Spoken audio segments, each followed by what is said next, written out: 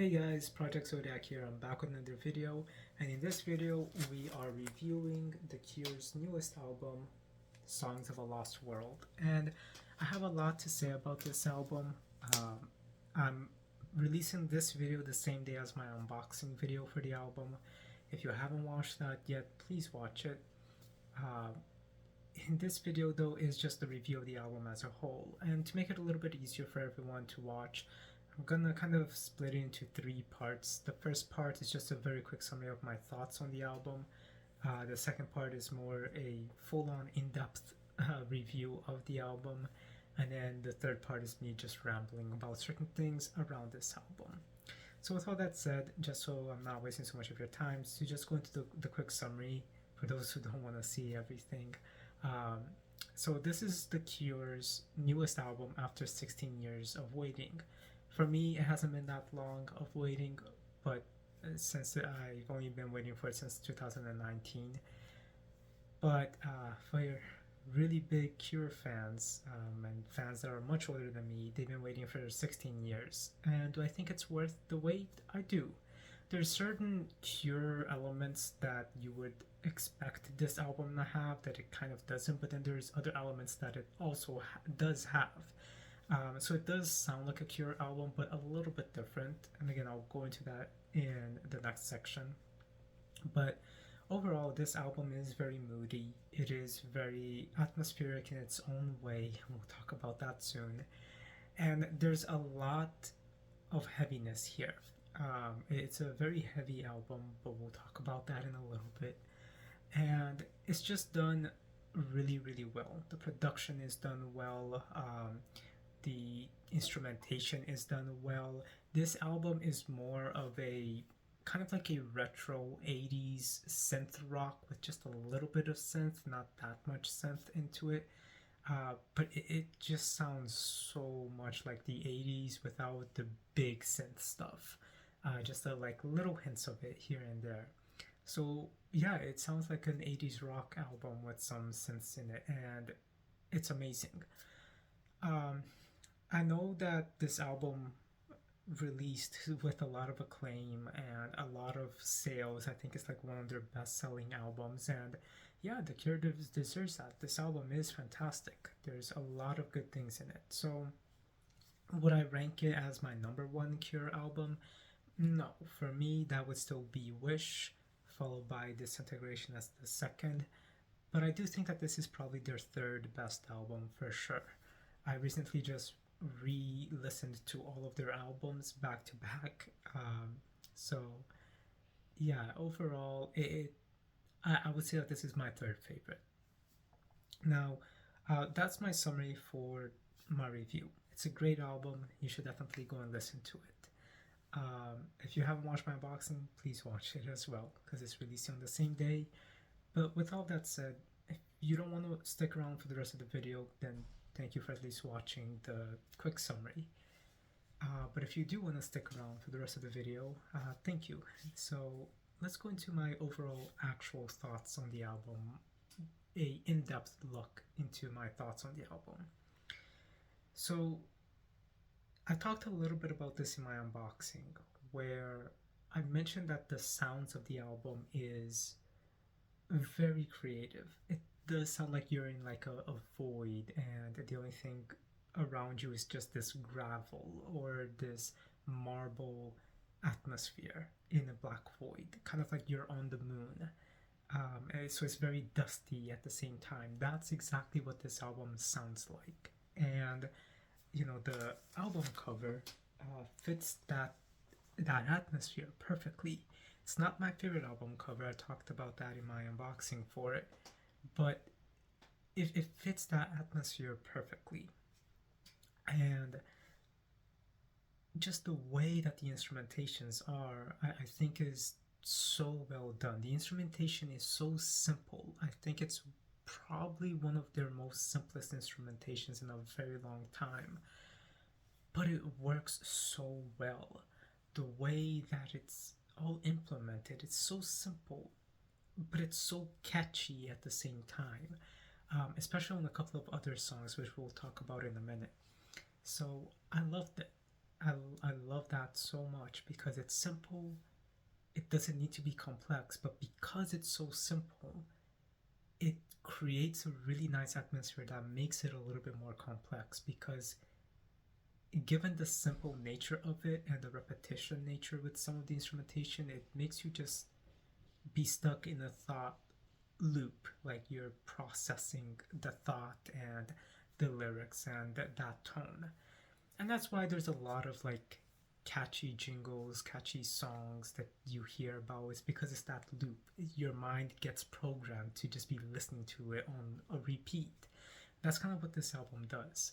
Um, so I think they kind of knew exactly what they were doing with it, but that goes into one of my complaints as well, where it's a little too simple when it comes towards the Cure. Because when you listen to all the Cure stuff, um, there's a lot of atmosphere, a lot of weight, a lot of synth, a lot of creativity with the sounds, and then it just creates this really unique atmosphere that many bands try to replicate, but really the Cure is who makes these sounds and does it masterfully.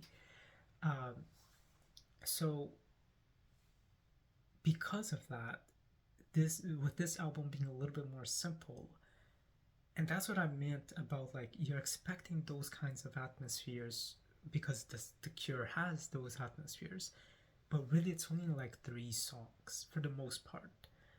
All of the songs have the essence of the Cure, but it sounds more rock oriented versus that synth atmospheric rock that all of their other albums for the most part has. So that is something that I think that longtime Cure fans are going to be a little bit disappointed with. I mean, I'm recording this in January. This album has been out for 2 months now. Longtime Cure fans definitely already heard the album, so but they love the album, so that's good. But I'm pretty sure that there's still going to be some people who are going to be like, this doesn't sound like The Cure. In fact, I've seen some of those comments as well. And it makes sense why they would say that. Because again, that atmosphere, that heavy instrumentation, complex melodies with the synth and atmosphere, that is missing here. But it's also not.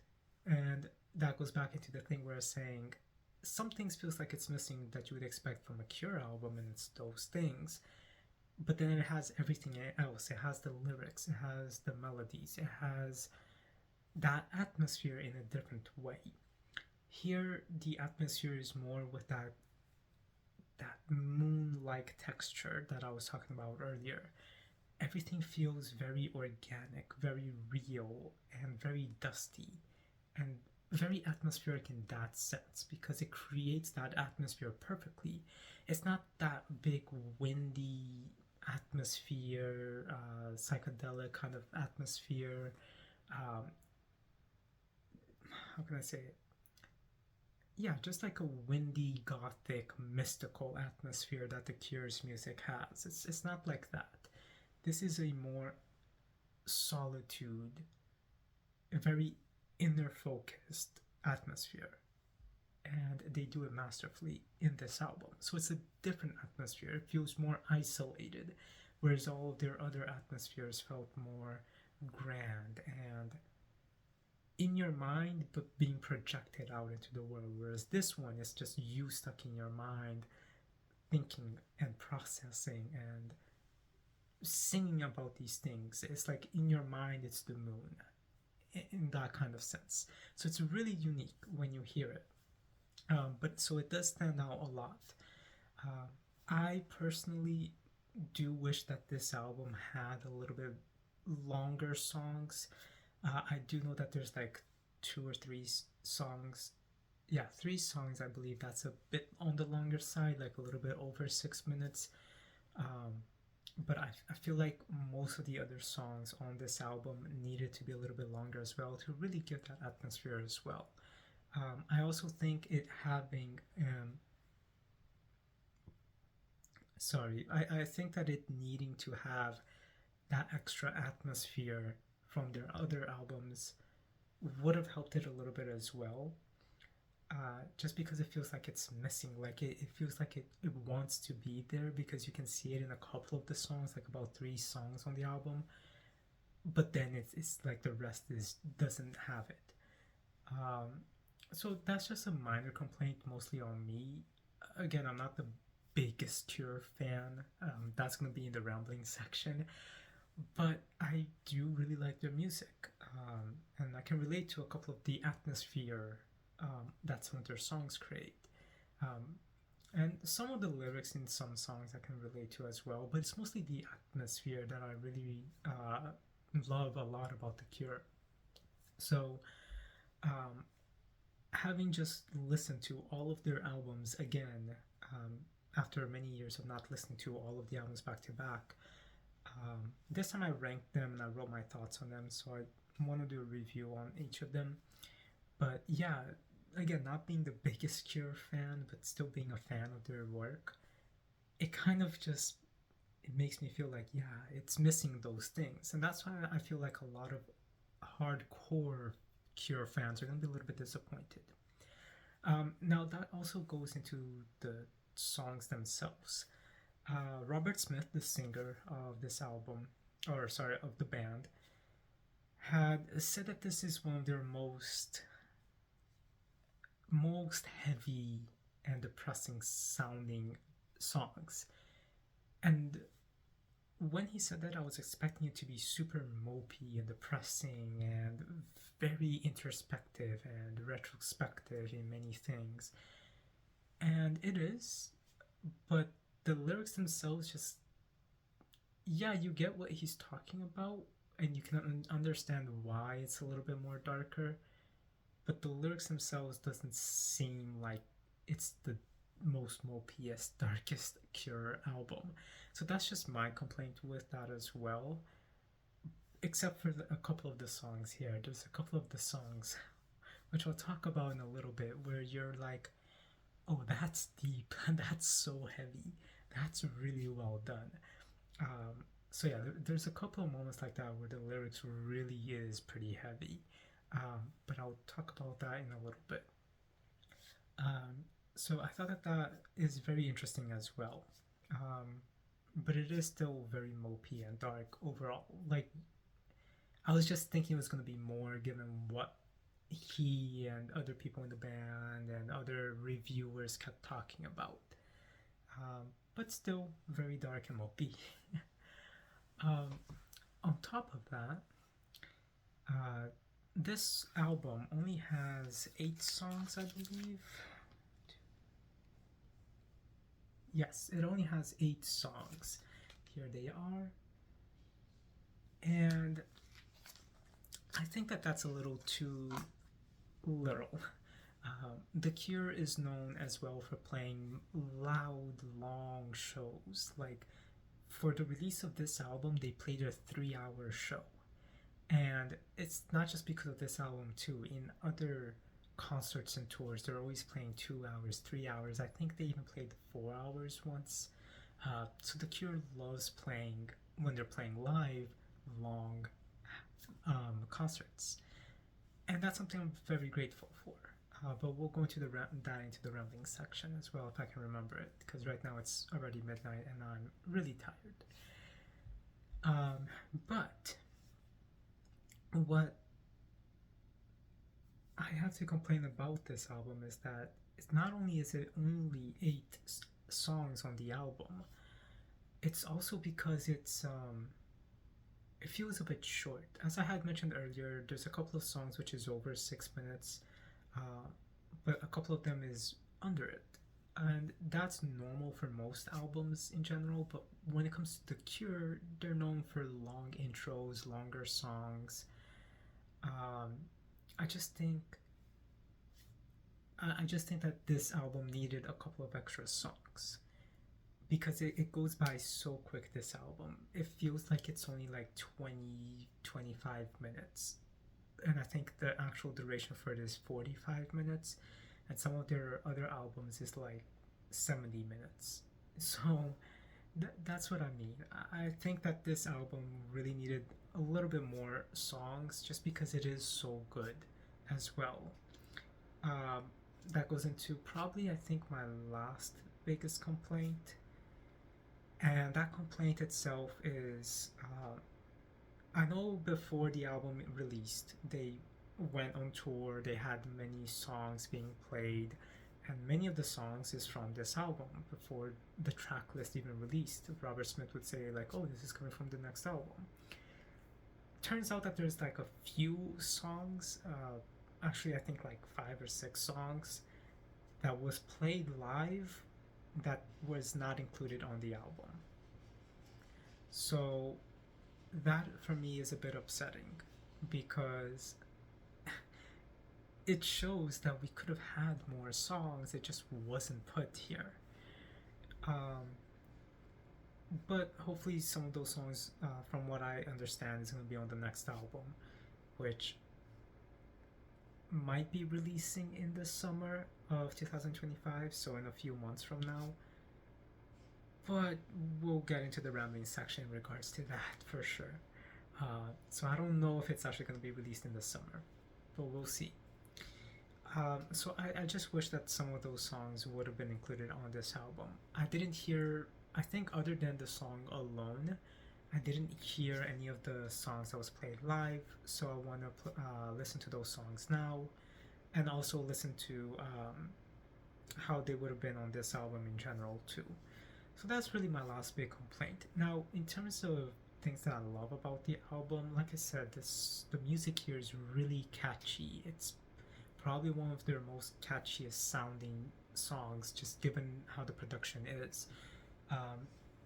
I love that Robert Smith, who I think is the last actual original member of The Cure. He's the singer, but I think from the original band, he's the only one that's left.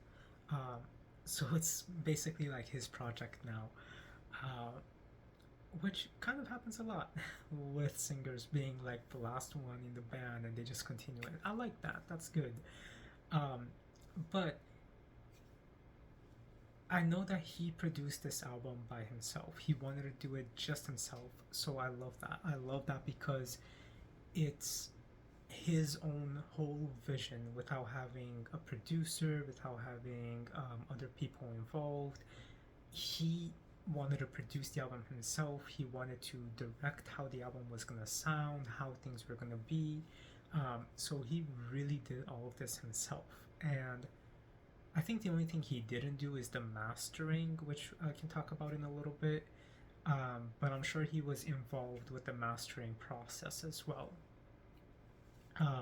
So, that's part of the reason why I bought the album on vinyl, is because, not because it's the Cure's, for me, third best album. It's not because of that. It's because of the fact of the artistic side of The Cure, the artistic side of Robert Smith, and the celebratory of this album in general as well.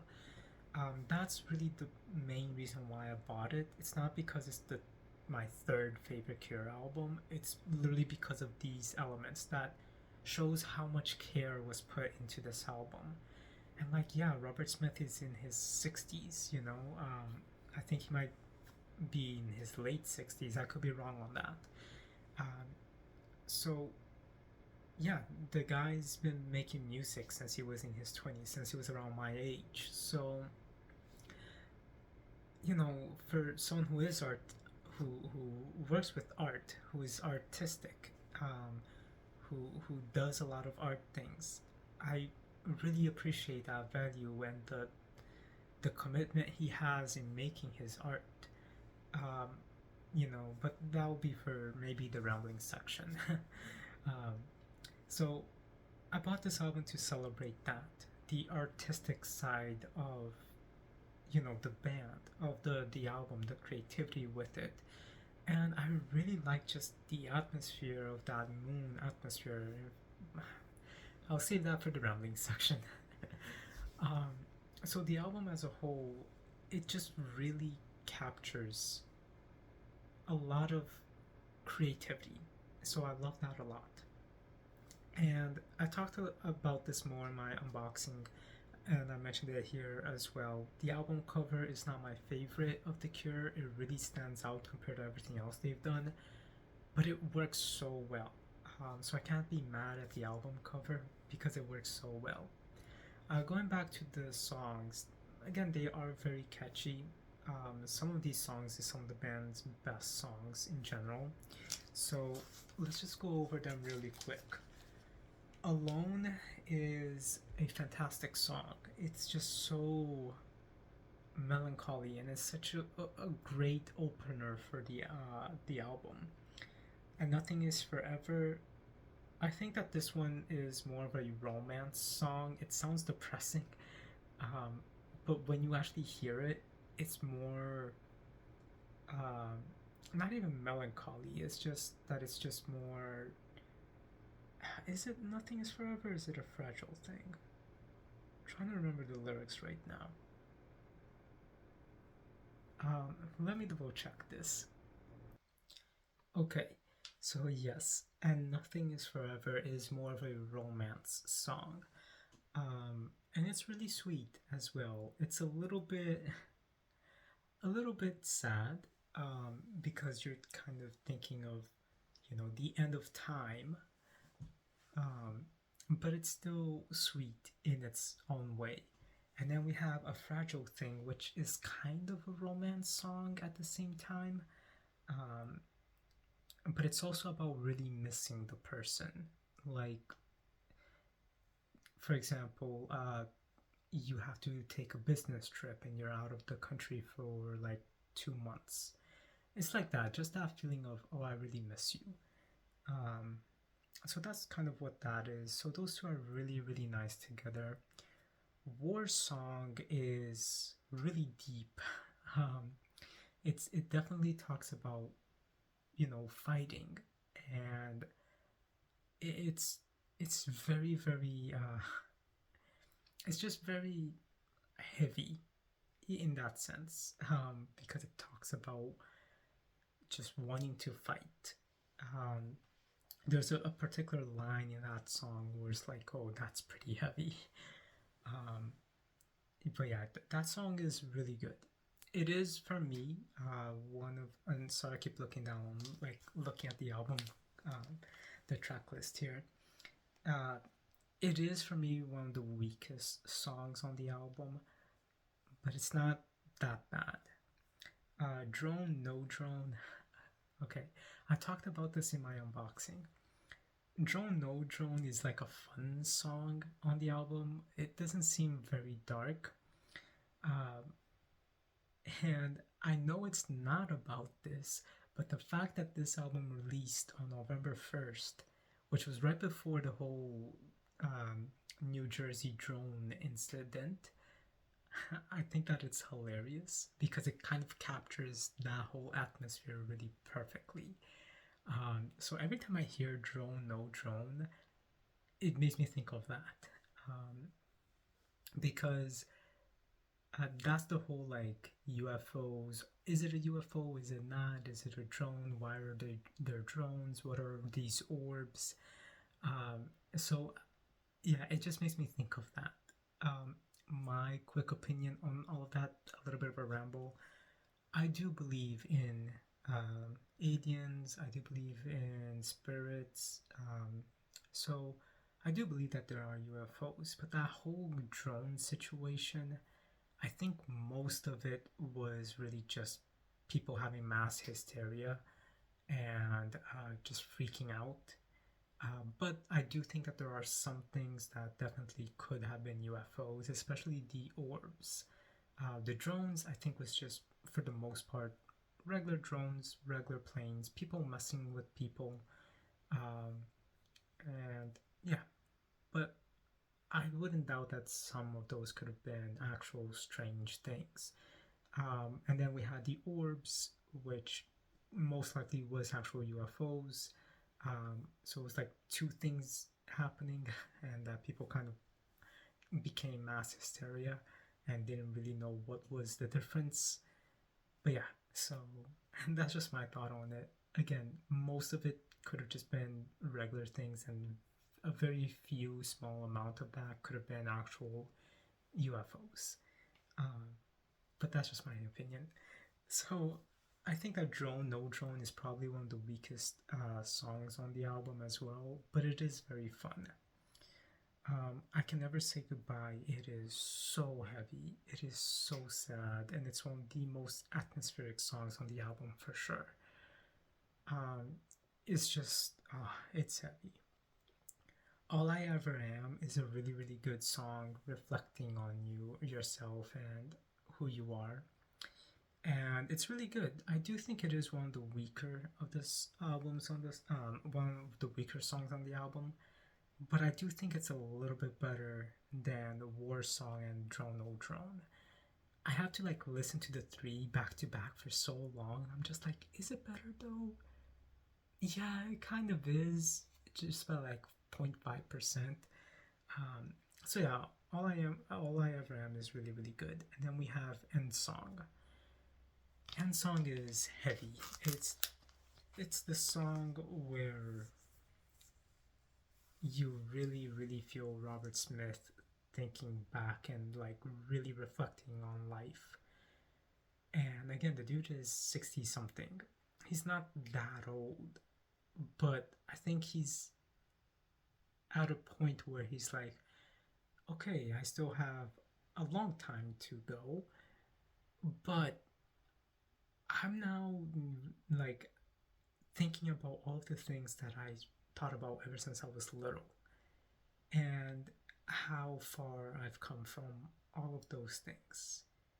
And it's really retrospective. It's literally like, no offense, because again, he isn't actually that old. But just to give an example, it's like a old man thinking about when he was young.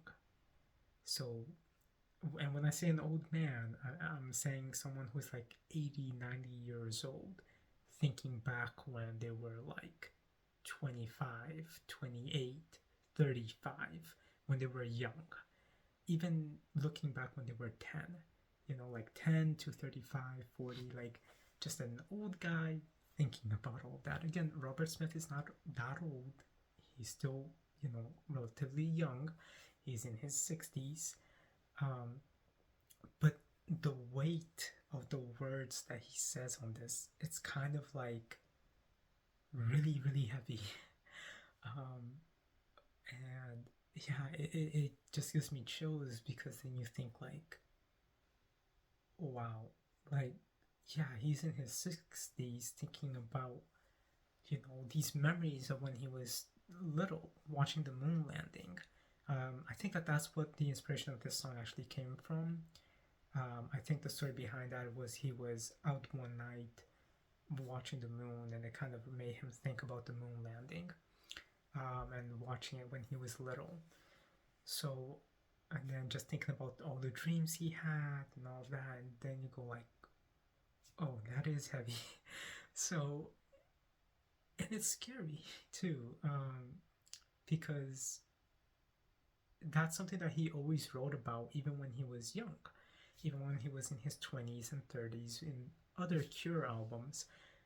But to hear him now, much older, saying something like that, it's kind of scary for him, I think, because like him going like, yeah, half my life I've been writing about these things, and now I'm at an age where I really am thinking about these things, and it's kind of scary in that sense. Like, maybe I shouldn't have been worrying so much. Kind of like that. So I think that this album is definitely very, very personal. And not only do I think that this album itself is very personal, I mean, I know that it is because, for example, um, I Can Never Say Goodbye, I believe, is a song about his brother who had died. And I know that there's just a lot of other things, like Drone No Drone, I think, is about him seeing a drone one day, like just spying on him, and he felt like insecure, like, why are these people just flying a drone over my house? So there's a lot of personal elements in this album, and I think that that's really impactful, and I'm really, really glad that it's all produced by Robert Smith himself. And that goes back to what I was saying earlier, is because like that is his whole creation and himself, and honestly, I'm proud of him for that because there was basically no interference in making this album.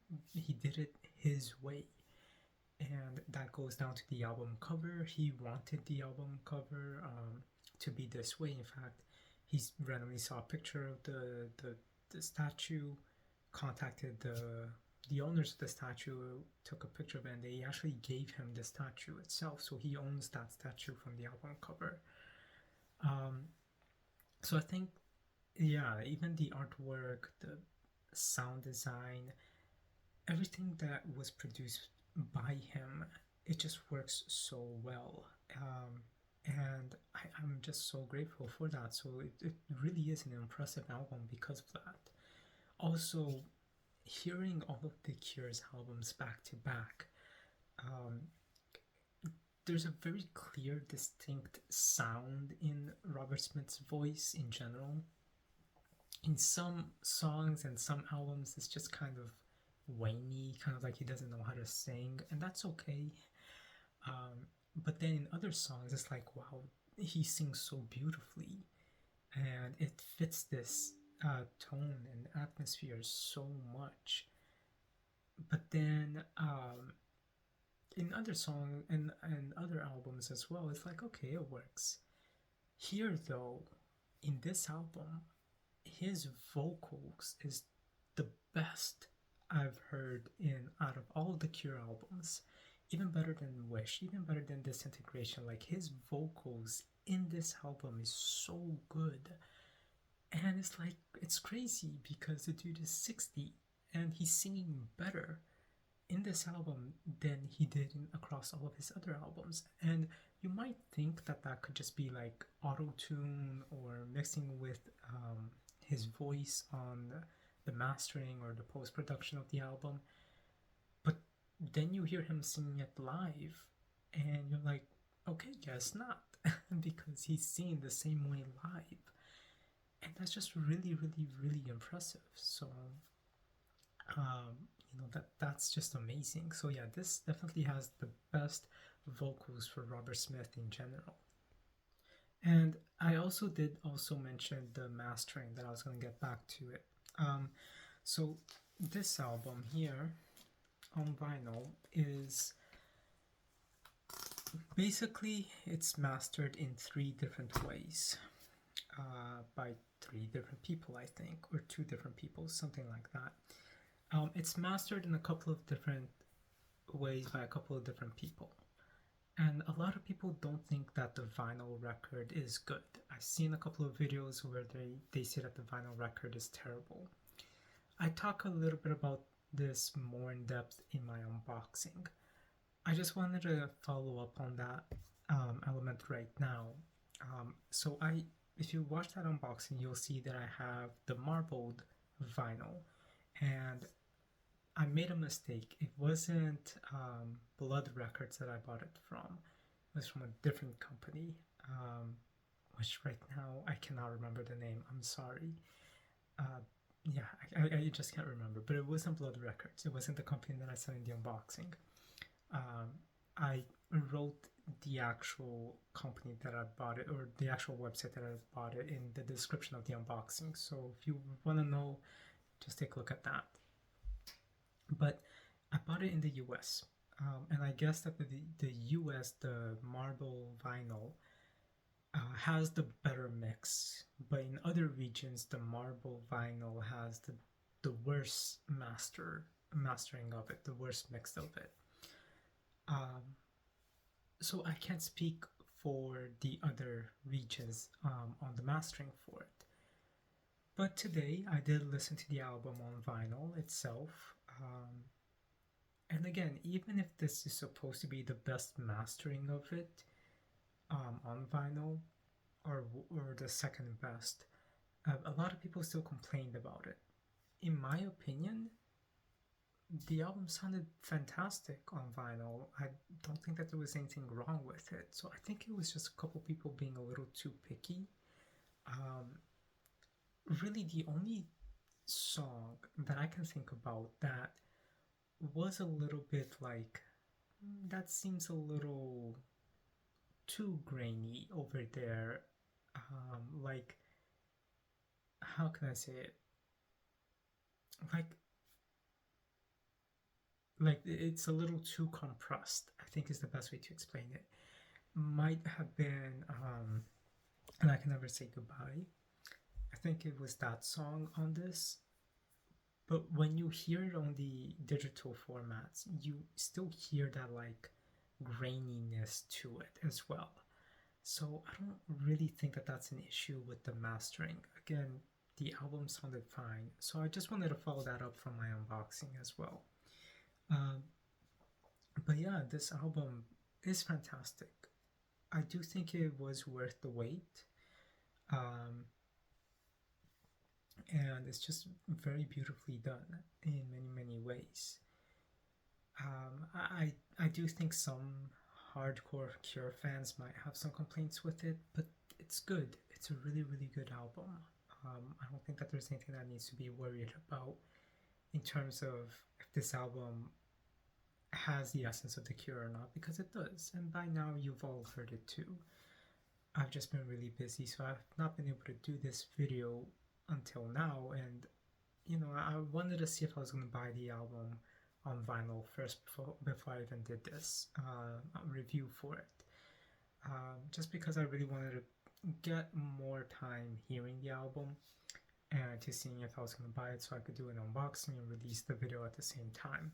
Because that was kind of what I was thinking of doing to begin with. But yeah, I'm glad that I bought it. It's a beautiful album. It's very depressing in many parts, but it's also lighthearted because it's kind of like that atmosphere of like the moon that I mentioned. And that's going to lead us into the rambling, but just before I jump into that, even though there's darkness, there's light, and it doesn't make it seem very dark. So it has really so many great moments in this album. So yeah, guys, that's my review on The Cure's Songs of a Lost World. And I hope you enjoyed that part. Now, if you want to hear me rambling for a few more minutes, giving my thoughts on other things regarding the album and The Cure, please stay tuned. So first, I wanted to talk about that moon graining effect. It's just so cool. It really feels like you're in a marble place or in a moon, a dusty place, and you can see the night sky, and it does such a fantastic job. In fact, when this album was in production, when they were making the album, I think the album name was Live from the Moon, and I love that name so much. So I'm just so glad that they also had the essence of that. It's like, all right, we really want to focus on this being reflective of the moon in a way, in terms of the graininess, the texture, the atmosphere, in that sense. So it's kind of like a 80s synth rock, which I mentioned earlier, with very little synth being played on the moon. That's what it feels like. So it's not space synthy atmospheric in that sense. It just really feels like a rock concert being played on the moon. That's it, without any like special effects or anything. And it's just so cool. So that's kind of like the atmosphere of this. And I heard that when they were making the album, they really wanted to capture the essence of the original moon landing. So they went and recorded in studios using equipment from that time as well. And it just makes me think of, for example, Daft Punk, when they were making one of my all-time favorite albums, Random Access Memories, how they kind of had the same idea with that, using old retro instruments to make electronic music. And I thought that that was just really interesting. And the fact that they kind of did something similar for this album is just so amazing. I want to read more about the production of the album and hear more about it, just because that's really, really cool that they did that. Um, and yeah, I just think that that is fantastic. And the fact that the album was called Live from the Moon, um, it's just so cool because they really wanted to capture the essence of that era, and I think they did a really good job doing so. Um, and that just adds into me really wanting to buy it because it shows how much care they put into making this, and it's so good. I do own Wish and I do own Disintegration on vinyl, so now I have this one as well. Um, Now, another thing that I really wanted to talk about is I just forgot it. My mind's jumping all over the place of things that I want to say. Um, I know everything else that I want to say. Let me just. Yes, I remember right now. The album name. So I talked a lot about the album cover. Um, and the album name itself, when I first heard the album name, I was so excited for it. It just sounds so cool and so poetic. Songs of a Lost World. I kind of hoped that it'll be very dreamlike, very atmospheric in that sense. Kind of like you are a space traveler and you land on a planet and you see all these ruins and you kind of imagine what music of that world would be because there's no life there anymore. Or you're dreaming and you hear music in your dreams and you try to capture the essence of that. That's kind of really what I hope the album would have sounded like. Um, but it kind of doesn't.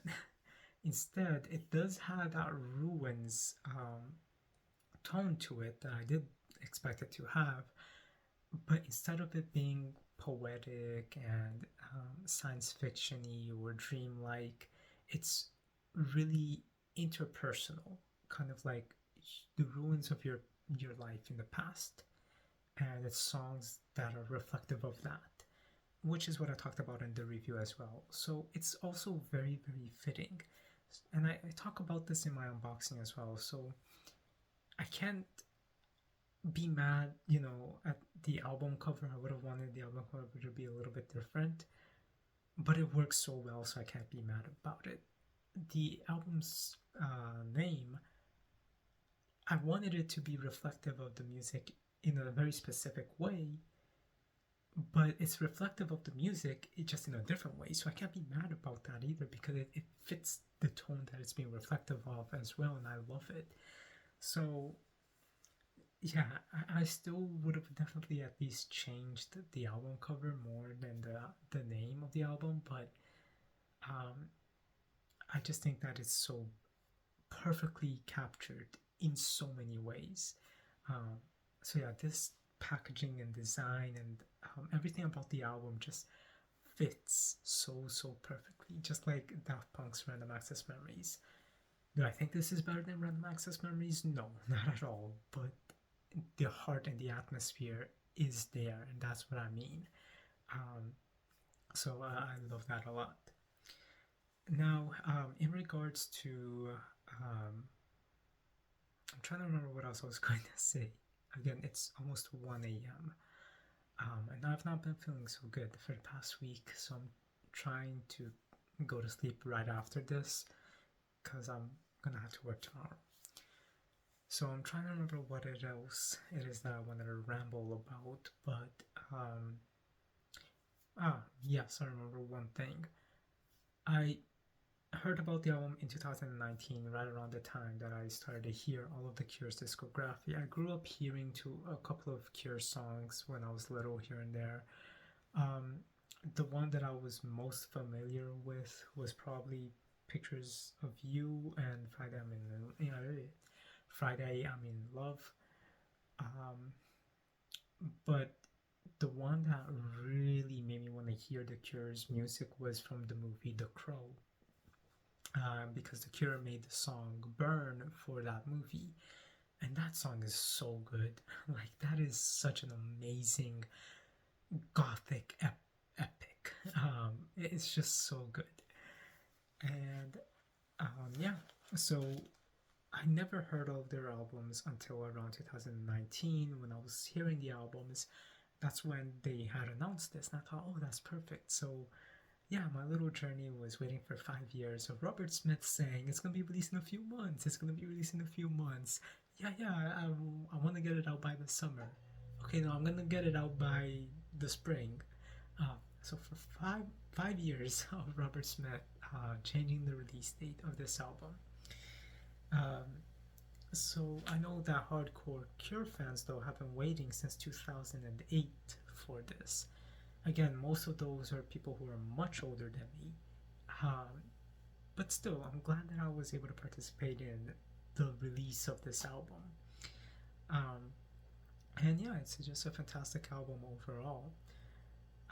I do know that the band is working on two more albums. There's one, and this is something that I said as well, that he said will be released soon. That he was completing it at the same time as this album, and that it's supposed to be much darker and much heavier. And that one he is saying is not just his whole production. I think that one's like the whole band working together on the production. So that might have a little bit more of the essence of what people might expect in terms of sound from The Cure. And that one's supposed to be much heavier, and a lot of those songs that were played live, he has already said a couple of them is supposed to be on that album. Right now, recently, he is saying that album is supposed to come out in the summer. I hope that he does, just because I think that would be a really cool follow-up for this. And then there's supposed to be a solo album, like a album instead of being released from The Cure, it's supposed to be just released as Robert Smith. But from what I hear, he's been saying he's gonna release a solo album for many years, even before 2019. So I don't know if he would be releasing that. And then there is the third album itself, which is just what he describes as noise for an hour, which I'm really excited for as well. So yeah, well, technically it would have been 4 albums like that, because when he was making Songs of Lost World, he said this album plus 2 more, the one that's heavy, and then the one that's just noise. And somewhere along the lines, he says a solo album. So I think that that's really interesting for sure. I do hope we get that follow-up album this summer, as he's saying it, because it's basically been done already anyway. So yeah, I'm really excited for that, and I do want to hear those other songs now that was supposed to be on this album, which weren't included. And that album of just noise, I think, will be really interesting as well. There was something else. I remember what it was as I was just rambling, but now I forgot what it was. Something that I wanted to say about the band. Let me see if I can remember it. Okay, I remember what it was. I think I know that this was something. I think there must have been something else as well. I can't remember, but I do remember this one. And that's part of the reasons why I bought the album physically. Not just because it's and again, I talked about this earlier in the video, not just because it's my third favorite Cure album, not just because, it's a really good album overall or anything like that. It really just comes down to the hype, and this is kind of just me rambling about how really creative Robert Smith is. Or not creative, but how much he actually values his fans and making art in the form of music. Because this dude fought Ticketmaster for getting affordable ticket prices. He makes the band play hour-long shows, many hour-long shows, so that fans feel like they get their money's worth for buying the ticket. He tries to keep things affordable. He tries to keep things easily accessible. That's why they repress their albums a lot. And he really just the way he talks about music and the way that he talks about art and staying true to who you are as making music, it's really influential. It's really highly respected, and I didn't, again, I'm not the biggest Cure fan, but following the hype release around this album, seeing the interviews, like, you really get an admiration for the guy for, really sticking up to people, really defending others, really trying to support the fans. And it's just someone that really cares about the art. And that's part of the reason why I bought the album as well, is just because he really wants people to have the value and appreciation that he has for them supporting him. And yeah, like, he's in his 60s, but from looking at more interviews and things that he says over the years, I guess he's kind of had that mindset since early on in the band. So for over 30-40 years now. And that's really impressive, and it kind of makes you think, like, a lot of artists right now, or people who are very artistic, they don't have that passion. They just care about the money, or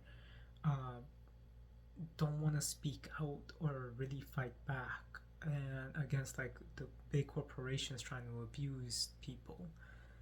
And there's this dude who is in his 60s, and you think that just because he's in his 60s he's calling out, but no, it's, you see across all the Cure's history, he always would argue about that.